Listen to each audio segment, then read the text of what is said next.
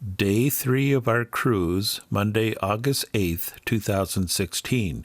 Forecasted temperature is 57 degrees.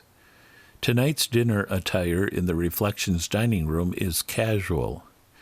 At 7 and 9 p.m. in the Tropical Theater, there is the show Vibeology, a high-energy show featuring songs by artists from the 60s to the 90s, performed by the Royal Caribbean Singers and Dancers and the Serenade of the Seas Orchestra.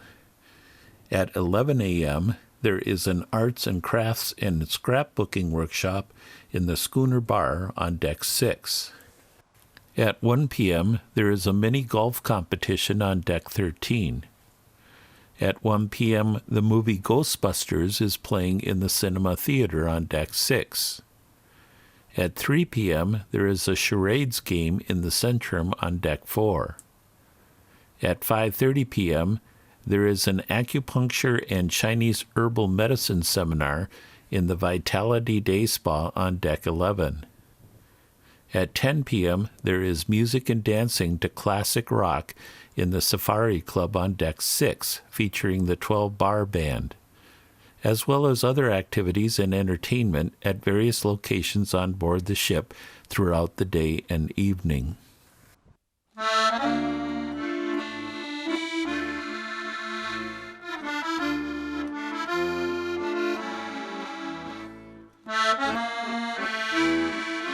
Today we visit the Norwegian port of Stavanger, located in southwest Norway.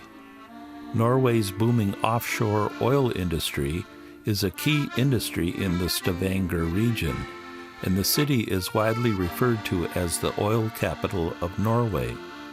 In 2011, Norway was the 8th largest crude oil exporter in the world and the 3rd largest natural gas exporter.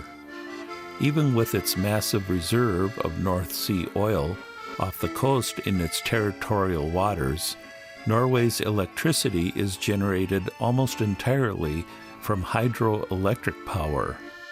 It was the first country to generate electricity commercially using seabed tidal power. Stavanger is the 4th largest city in Norway with a population of around 320,000 in the entire metropolitan area. The city was first established as a military and economic center around the 9th and 10th centuries.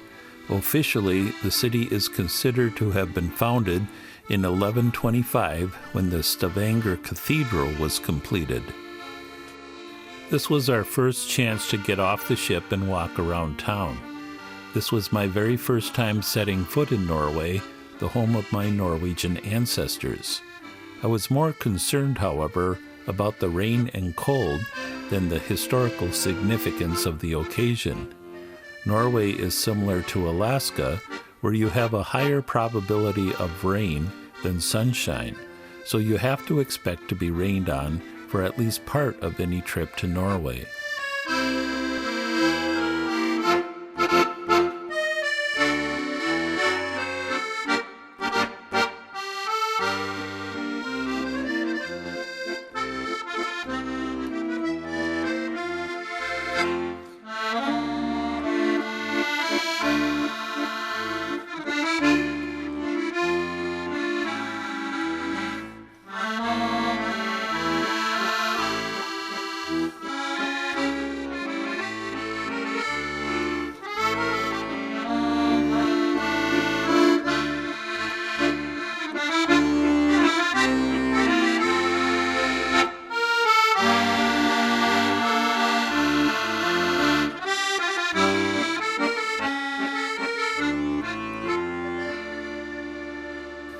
At 10:45 a.m., Sue and I went on the Lysefjord cruise excursion, which was a 3-hour boat ride into the Lysefjord past Pulpit Rock, the famous rock ledge some 1,982 feet above the water. Because of the clouds and rain, we could not see the top of the rock ledge even though we were right below it. On a clear day, there are excursions that take tourists to the top, allowing people to sit or stand on the flat surface looking out over the fjord.